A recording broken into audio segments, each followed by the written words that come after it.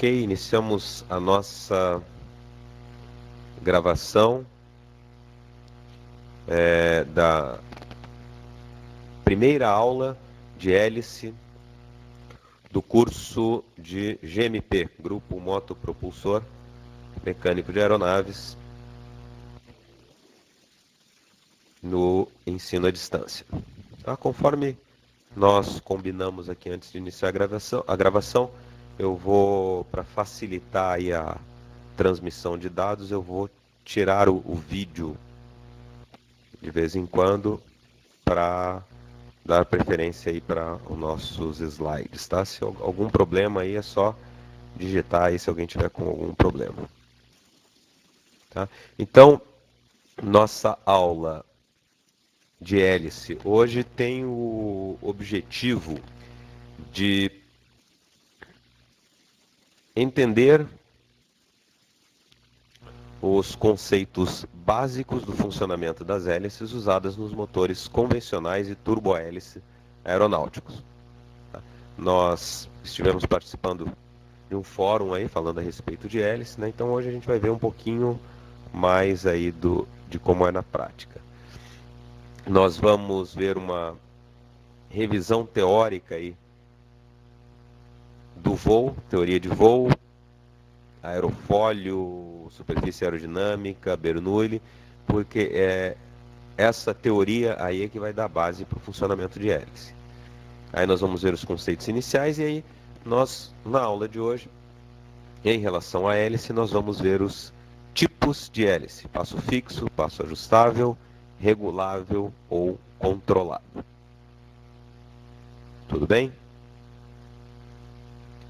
Então nós vimos aí durante o fórum, eu vi ali, que o pessoal pesquisou aí e escreveu que a hélice realmente, aqui eu tenho um modelo de hélice aqui na minha mão, ela é um dispositivo que vai transformar aquela energia produzida pelo motor. O motor já é um sistema que transforma energia. O motor está transformando energia calorífica, energia química do combustível através da combustão. Ele está transformando essa energia em movimento. Agora, como é que nós vamos transformar este movimento do eixo do motor em um movimento da aeronave em si? Então tem algumas maneiras de se fazer isso. Uma delas é através da hélice. Nós usamos a hélice em motores convencionais. O motor a reação já usa a própria reação da expulsão dos gases. O motor convencional, que é a pistão, né? O movimento do pistão vai mover um eixo, e a gente tem que transformar esse movimento do eixo em tração para a aeronave. Tá? E é isso que nós vamos ver agora, a partir da teoria de voo que nós vamos rever aqui. Então eu vou tirar nosso vídeo aqui e aumentar o desenho. Tá? Então, a teoria de voo nos diz que se eu tiver um tubo no qual passa um fluido, gás ou um líquido, e esse tubo tiver um estrangulamento, nesse estrangulamento vai haver um aumento da velocidade do fluido. Tá? Isso aí, se eu considerar que esse meu fluido é incompressível, tem várias considerações que eu faço. Na prática, não acontece esse fluido ideal, essa incompressibilidade, mas as coisas funcionam com uma proximidade muito grande, então a gente consegue explicar isso. Eu tenho, então, para que aquela quantidade de fluido que está entrando no começo do tubo saia a mesma quantidade, ou seja, não existe, entrou uma quantidade de fluido, gás ou líquido no tubo, tem que sair a mesma quantidade do outro lado, porque eu não tenho nem fontes, nem sorvedouros, eu não tenho drenos e não tenho nada que está injetando fluido, então tem que sair a mesma coisa. Se entra uma quantidade e deve sair a mesma quantidade, e tem uma parte deste duto aí que tem uma área menor, necessariamente para que essa quantidade se mantenha, eu terei maior velocidade. Então o fluido se desloca com mais velocidade nesse estreitamento. Tá? E o teorema de Bernoulli nos diz que se um fluido se desloca com mais velocidade, a pressão estática dele diminui. Isso aí também já é algo bem natural. O fluido, ele tem energia estática e cinética. A pressão dele é energia. A velocidade dele também é energia. Se eu ganho velocidade, eu tenho que perder alguma coisa. Se eu perco velocidade, é porque eu ganhei alguma coisa. Então existe essa troca. É mais ou menos, para a gente ter uma comparação, aí quando a gente estuda em física, energia potencial gravitacional e energia cinética, aquela montanha russa. A hora que o carrinho está lá em cima, ele está no alto, tem alta energia potencial gravitacional. À medida que ele desce, ele vai perdendo altitude, mas vai ganhando velocidade.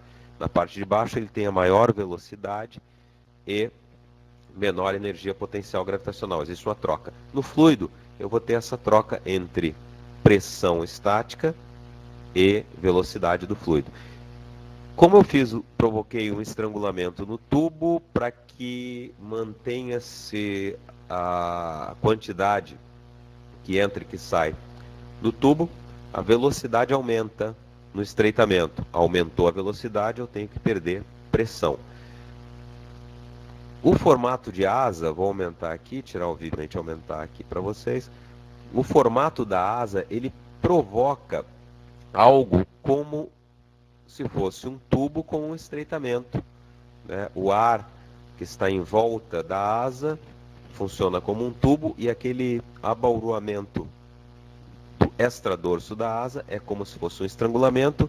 Então a velocidade do fluido, a velocidade do ar, no caso, vai aumentar sobre a asa, aumentou a velocidade, aumentou a pressão dinâmica, diminuiu a pressão estática. Diminuiu a pressão estática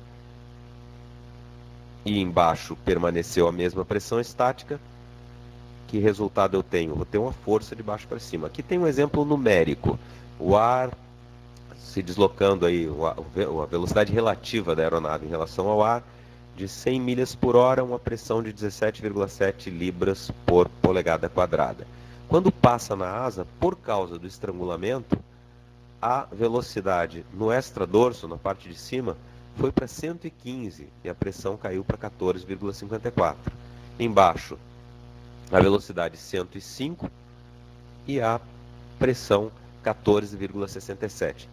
Parece pouco, né? De 14,64 libras para 14,67. 14,54 para 14,67. Deu aí 13,13 libras. Uma libra é mais ou menos meio quilo. 0,13 libra é pouquinha coisa. Mas é em uma polegada quadrada. Tá? 2,5, um quadrado de 2,5 por 2,5 centímetros, mais ou menos. Tá? Imagine agora isso estendido por uma enorme asa. Essa área grande vai ter uma força muito grande que é capaz de sustentar um avião. No caso da asa do avião, esta força, esse diferencial, provoca o que nós chamamos de sustentação. Agora, se nós aproximarmos ali na parte da frente, ali onde está localizada a hélice, no nariz do avião, nós vamos ver uma pequena asa que é a pá da hélice. E à medida que esta pá de hélice gira, ocorre o mesmo fenômeno. É como se eu tivesse uma asa ali. O mesmo fenômeno ocorre. Como essa asa está virada aí, com o seu plano perpendicular ao eixo longitudinal, ao invés de ter aquela sustentação, eu vou ter uma tração, uma força que puxa a aeronave para frente. Tá? Então aqui eu tenho um desenho do nosso perfil da pá da hélice, funciona como uma asa, e onde seria a sustentação, nós teremos a tração. Então, variações de velocidade do avião e rotação da hélice causam variação na direção do vento relativo, que deve ser compensada pelo passo. A gente vai falar disso, deixa eu reduzir aqui, acionar de novo o vídeo para mostrar aqui para vocês. Então, eu tenho esse modelinho de hélice aqui, né? Então ele funcionaria normalmente assim. Isso aqui é uma hélice que giraria assim, esse modelo de hélice. Mas se eu observar ela assim de lado, ela é uma asa. Se eu colocar essa pá aqui se deslocando nesse sentido, ela vai gerar sustentação para cá. Boa noite, quem chegou aí? Tá? Então aqui eu tenho uma asa que gera sustentação assim. E ela está se deslocando nesse sentido. A hélice vai ser como se fosse duas asas se deslocando em movimento cíclico e essa força vai vir para cá. Agora observem o seguinte, aí na figura vocês podem observar que enquanto o avião está parado e essa hélice girando, eu tenho uma mesma posição aí uma mesma posição, como se eu tivesse o mesmo ângulo de ataque, no caso de uma asa. Mas à medida que esse avião começa a se deslocar, eu tenho também um vento relativo vindo de frente, no caso aí, sobre o extradorso da asa. Vamos novamente tirar o vídeo para melhorar a conexão e aumentar a nossa figura.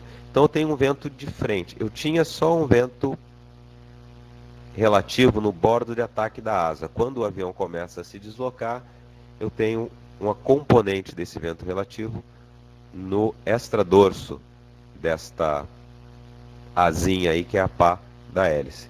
Isso faz com que a minha resultante do vento relativo se desloque do bordo de ataque para o extradorso, que é o mesmo que eu diminuir o ângulo de ataque desta asa. Tá? Então, eu vou ter que compensar isso, mudou a posição. Então, à medida que a aeronave se desloca para frente, eu estou diminuindo o ângulo de ataque. E uma das maneiras de eu recuperar isso é eu mudar o passo da hélice. Eu aumento novamente esse ângulo de ataque. Tá? Então aqui a pá da hélice é um aerofólio que está formando um ângulo a hora que essa pá está cortando o ar no giro da hélice como um todo. Tá?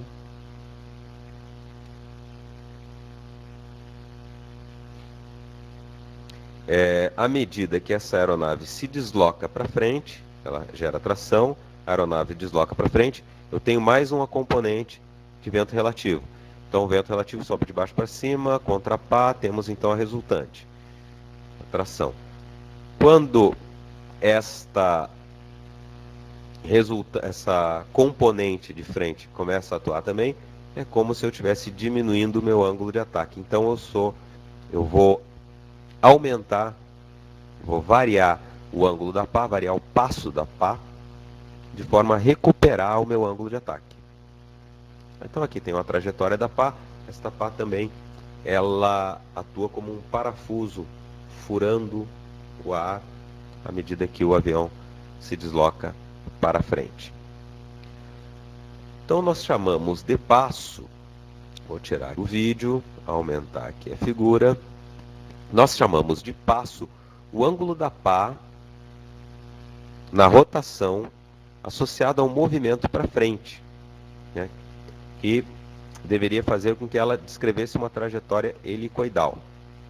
É a mesma coisa com um parafuso que está entrando na madeira. Cada volta que eu dou com o parafuso, ele se desloca um pouco para frente.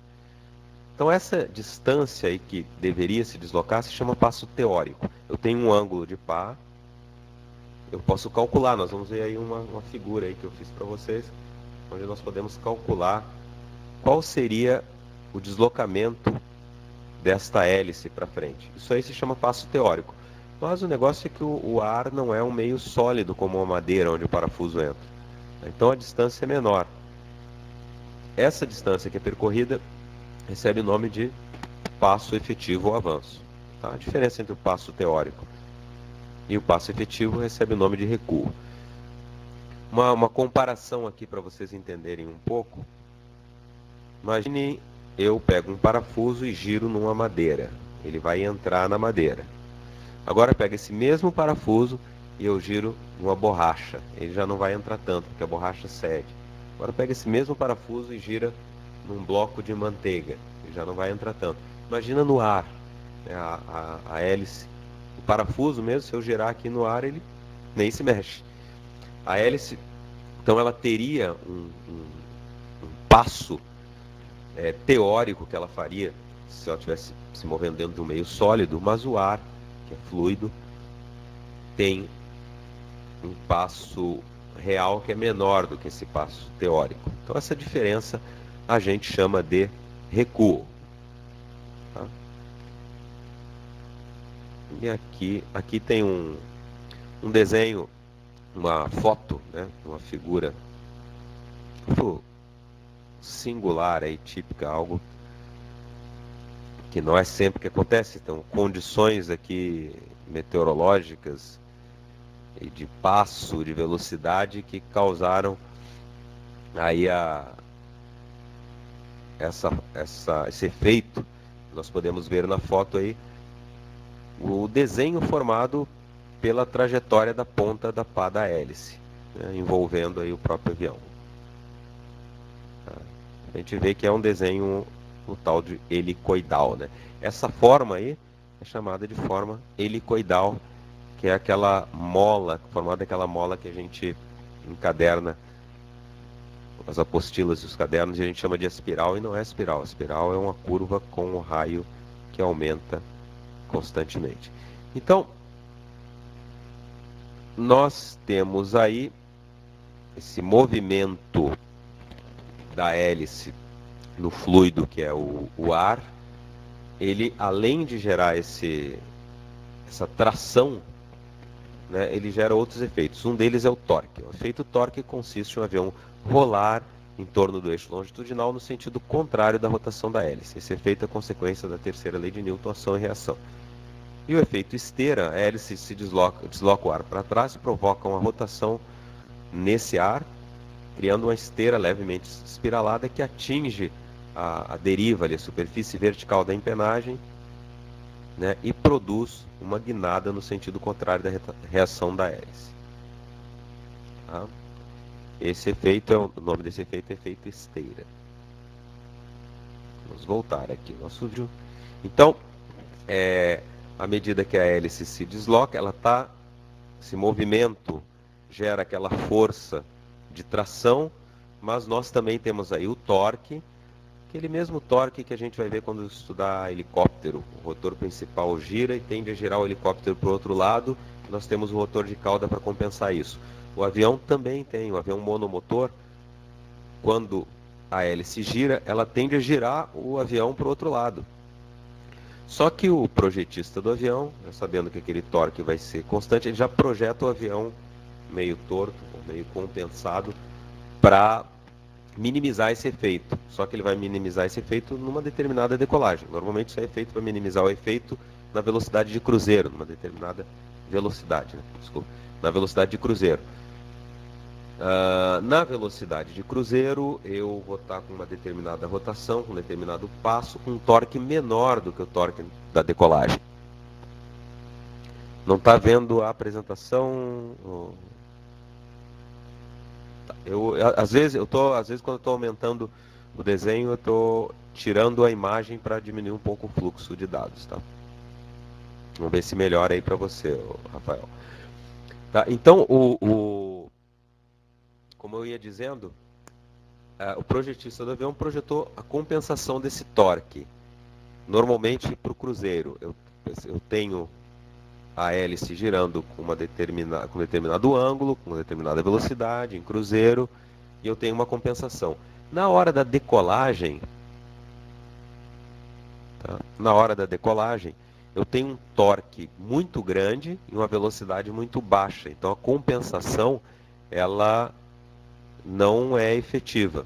Então esse torque é bastante sentido aí na decolagem. Então, uma aeronave como um Tucano, por exemplo, a gente decola com o motor a pleno e o pé lá no fundo, dando comando de leme bem a fundo para compensar o torque. Se não fizer isso, a aeronave sai da pista por causa deste efeito aí.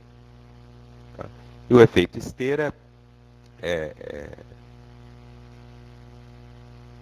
o Lenir está perguntando: o compensador está situado aonde na aeronave? Os compensadores, você tem as superfícies de comando: leme, profundor e aileron. Tá? No caso, aqui a gente está falando do torque e da esteira que vão provocar efeitos na guinada. Tá? Então, eu acredito que você está falando do compensador de leme. O compensador de leme está está localizado no leme. Você tem a empenagem é composta por uma superfície vertical e uma superfície horizontal. Na superfície vertical tem uma parte móvel que é o leme. No leme tem uma parte móvel menor que é o compensador. Então, a diferença é que o leme, eu comando o leme e ele fica mole. Enquanto eu estiver segurando, ele está deslocado. Se eu tirar o pé, ele volta para a posição neutra. O compensador não, eu ajusto, ele vira e fica parado daquele jeito. Então eu posso ajustar o compensador e ele me compensa essa guinada aí por causa do torque da esteira e fica naquela posição. Depois que eu decolei, aí eu vou colocar na atitude de subida, o torque é outro, essa compensação vai diminuir ou aumentar, né, uma manobra talvez essa compensação diminua ou aumente. Tá? Normalmente lá no voo de cruzeiro, naquela velocidade de cruzeiro, eu vou estar com o compensador em neutro, porque o avião já está compensado para isso. Pessoal, estou reparando aqui que alguns estão reclamando de algum problema que está travando, no entanto, parece que a grande maioria está conseguindo receber tudo bem aqui, que eu estou vendo. Tá, o Olenir, por exemplo, fez a pergunta, eu respondi, ele colocou ok aqui, quer dizer que ouviu a resposta e está vendo aí, né? Então talvez seja a conexão. Aí alguém está dizendo que está assistindo num iPhone. Então às vezes essa conexão aí no telefone, né? Não sei como é que está a conexão de rede, às vezes esse pode ser o problema, tá? Vamos prosseguir aqui então. Então, volta aqui um pouquinho. Então nós temos, o que nós vimos aí? A hélice ao girar tem uma força correspondente àquela força de sustentação da asa, que vai ser a tração. À medida que a aeronave se desloca, a tendência é diminuir o ângulo de ataque. Eu preciso ajustar esse ângulo de ataque. Tá? E eu tenho o efeito torque e efeito esteira. O torque, a lei da ação de reação de Newton, a hélice gira para um lado, ela tende a fazer o avião, esse movimento tende a fazer o avião girar para o lado oposto. E o efeito esteira, aquele volume de ar que está circundando o avião, ele vai girando e chega lá na empenagem, dando uma guinada, provocando uma guinada. Tá? O que nós vamos ver agora são formas de nós alterarmos o passo da hélice para compensar essa mudança de ângulo de ataque. Então, existem, nós vimos ali alguns tipos de hélice. Eu vou tirar aqui o áudio, aumentar a apresentação e talvez melhore aí para alguns devido à redução do fluxo de dados. Nós temos a hélice de passo fixo, tá? Que é um tipo de hélice que não permite a alteração do passo. Ela apresenta uma eficiência máxima numa determinada RPM, numa determinada rotação, numa determinada velocidade. Então ela vai estar numa rotação associada a uma velocidade e ela está com um ângulo ajustado para aquela situação. As hélices de madeira aí, normalmente são de passo fixo. Esta hélice que eu estava mostrando para vocês aqui na minha mão de plástico também é uma hélice de passo fixo. Eu não consigo alterar o passo dela. Tá? O ângulo de ataque dela altera com a alteração da rotação e da velocidade. O passo fica fixo. Então, se eu mudar a velocidade, muda o ângulo de ataque, muda a eficiência da hélice. Normalmente, ela é projetada para uma determinada situação, uma velocidade de cruzeiro. E ela pode ser, como é que a gente muda numa aeronave que tem isso? trocando a hélice toda. Tira a hélice e põe outra hélice para uma outra situação. Se eu estiver voando vou executar voos com característica diferente, vou fazer uma navegação de longa distância, eu posso colocar uma hélice própria para aquela navegação de longa distância. Não, vou fazer instrução em voo local, posso colocar uma hélice que seja mais própria para este voo local. Só assim que eu tenho como mudar. Tá? Essa hélice de passo fixo. Uma hélice de passo ajustável, ela pode ser ajustada no solo com o uso de ferramentas. Então eu não preciso retirar a hélice. Se eu vou fazer um voo diferente, eu ajusto o ângulo, né, de passo da minha hélice para aquela situação. Naquele exemplo que eu dei aí da hélice de madeira para situações diferentes, né? O elemento ia fazer uma navegação de longa distância e usou uma hélice de passo fixo própria para aquela navegação. Ele já sabe qual é a altitude que ele vai, qual é a velocidade que ele vai usar, né, e colocou uma hélice própria para aquilo. Tá?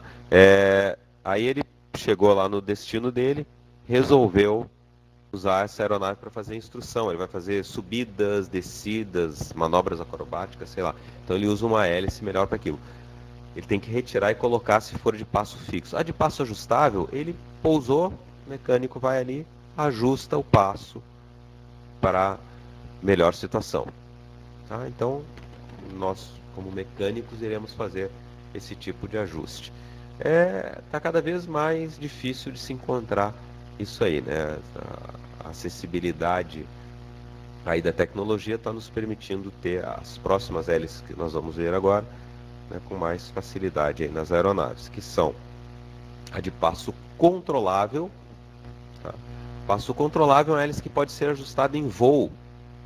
Então ela funciona em qualquer condição de voo e pode ser modificada. Em voo eu mudo o passo da hélice conforme a rotação e a velocidade.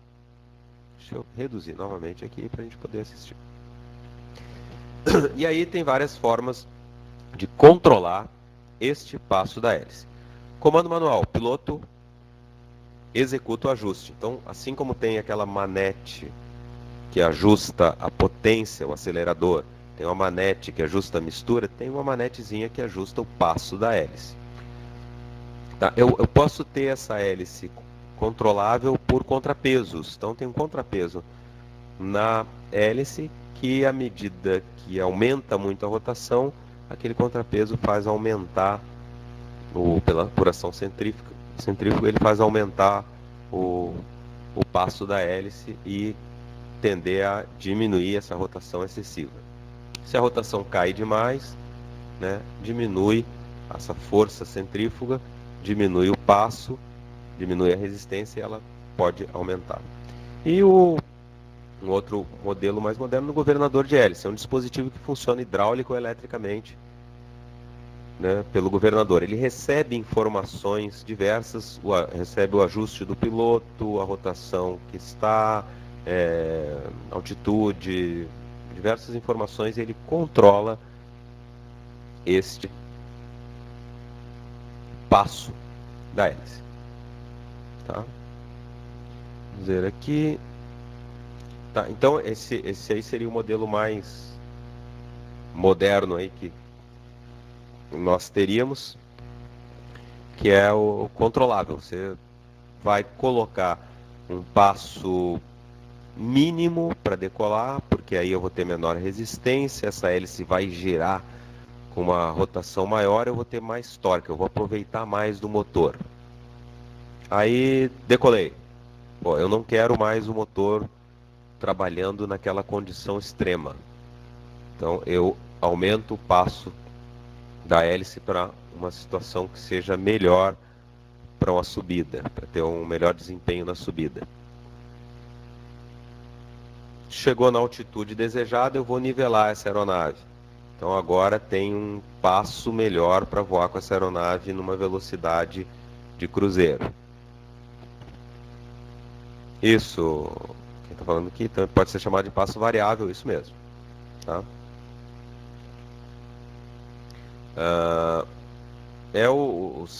Aqui nós temos nessa foto um avião turbohélice. Né? Um turbohélice já é um modelo, um sistema bem avançado, né, de grupo motopropulsor.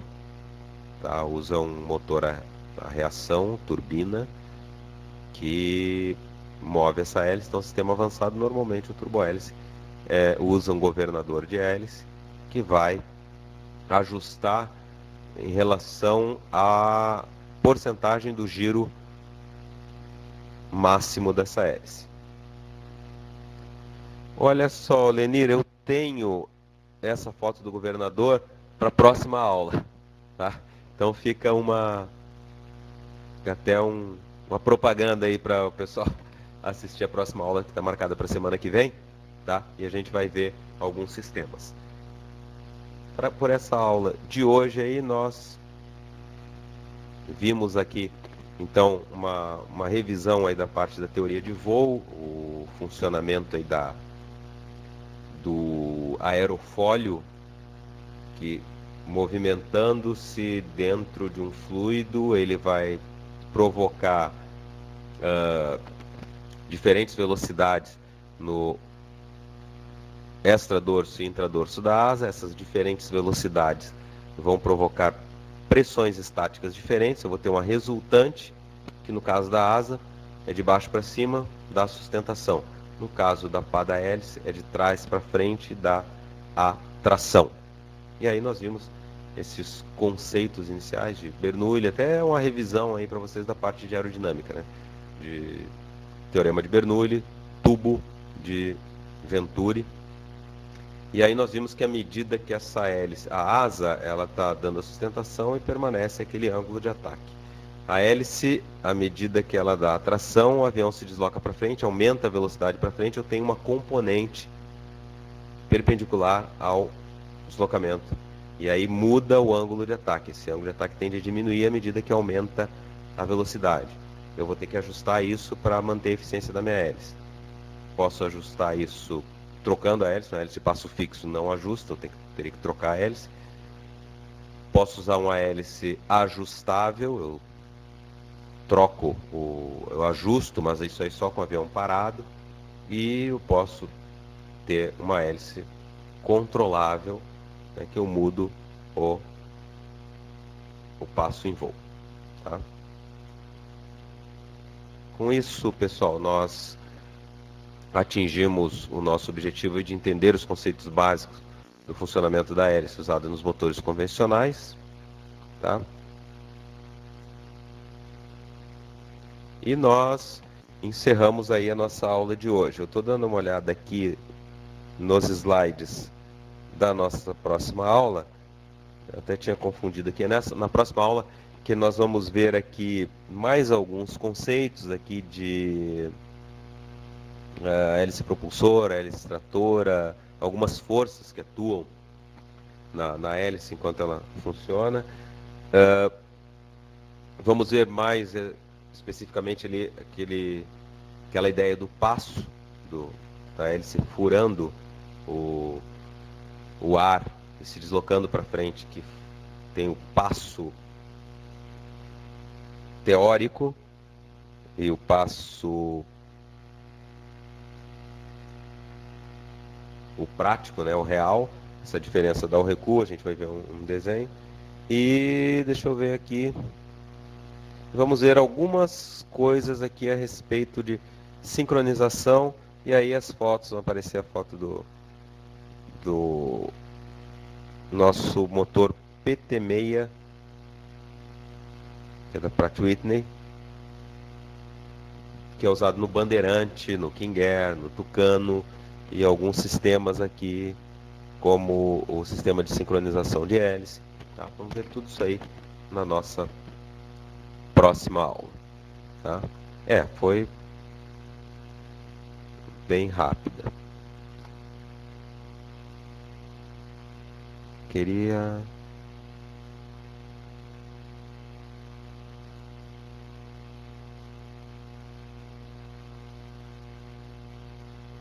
Geraldo não está conseguindo ouvir, né?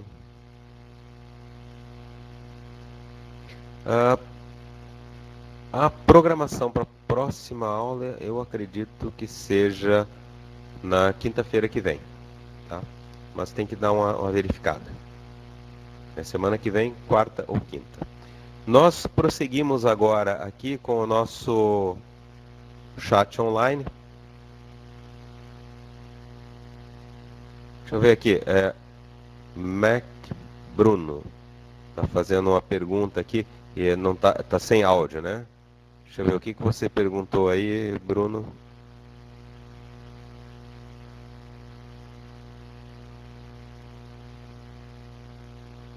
Dá uma olhada aí. Bom, o seguinte, nós temos agora o chat online. No chat online a gente digita aí, conversa e retira as dúvidas, tá? Dá para escrever. Então, ficamos por aqui com a nossa primeira aula. Semana que vem temos a segunda aula, vamos ver mais alguns detalhes, tá? Obrigado aí pela assistência da aula dos nossos 17 usuários aí. Até a próxima. Muito boa noite.